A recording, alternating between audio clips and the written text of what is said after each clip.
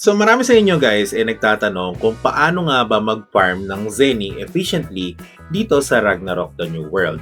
Now, I can actually answer this question in multiple ways kasi there are multiple ways on how you will be able to earn Zenny from the game. Okay? Pero yung consistent and yung guaranteed, meron talaga siya.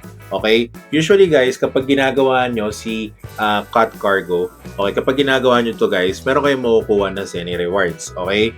But this one is a bit smaller, to be honest with you. Okay, maliit lang yung bigay na Zenny dito. I think mga 1,000 lang yata kapag tinatapos ko siya.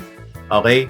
One of the ways that I can see na efficient and talagang pwede kayong makakuha ng Zenny in a daily basis is by crafting the upgrade material. So, kapag pumunta kayo dito sa live jobs guys, meron ditong mga crafted materials na may value. Katulad nito guys, no? So, yung weapon enhancement metal, napaka-importante nito right now. That's the reason why ang presyo niya sa trade house is around 10,000 Zen each. Okay? Now, your goal is to actually craft more of these items.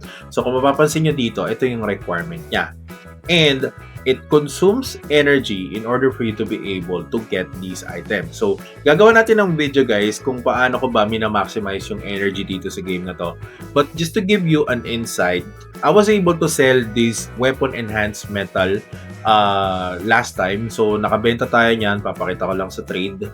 Okay, so pagpunta kayo ng sell, operation funds, or dito pala guys, mali. Dito sa transaction history or trade record, makikita nyo dito that last time, I was able to sell around 17 pieces of the weapon enhanced metal, which is around 93,000 Zenny. And at the same time, nakakuha din tayo ng 27,000 Zenny by selling the armor enhanced spirit stone. Okay? Now, this is one of the efficient ways on how you will be able to actually get these Zenny. Okay? Now, hindi ako nagta-top up dito guys. As I've said, wala akong ginagastos dito sa game na to. Literal na sipag lang yung puhunan natin. Okay?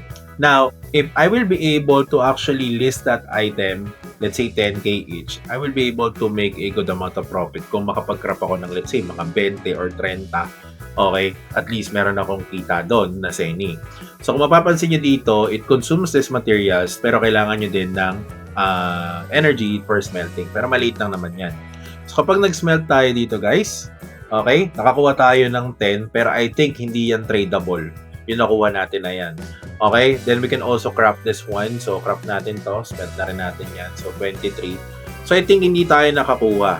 Okay, pero usually guys, kapag nagka-crop ako kasi, may instances din na hindi siya bounded.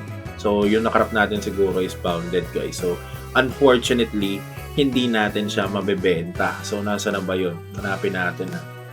So dito, ito. So I think bounded siya. So check natin kung bounded. Oy, hindi siya bounded guys. Hindi bounded yung nakrap natin. So pwede natin siyang ibenta ngayon. Okay? So pag binenta natin to, sell natin yan. Check natin. So tignan natin kung mabebenta siya. But anyway, that's one of the efficient ways. So hahanapin nyo lang guys kung ano yung importante sa current phase ng server na nilalaro nyo. Okay? Kasi kung kunwari, start up pa lang ng server, like pare-pareho pa kayo nagsisimula, it's better that you craft the weapon enhanced material or the metal, and at the same time, i-craft nyo rin yung armor. Now, this is where it gets crazy. The more that you have accounts na ginagrind sa game, the more energy you can get. And that's the importance of having a multiple account, which I will also discuss on my next video. So anyway guys, maraming salamat sa panonood, and I hope meron kayo natutunan dito sa video na to. This is a simple tip na may bibigay ko especially sa mga newbies na walang idea on how to actually get Zenny in the market. Yun lang, maraming salamat sa panonood, and alam niyo na, peace out!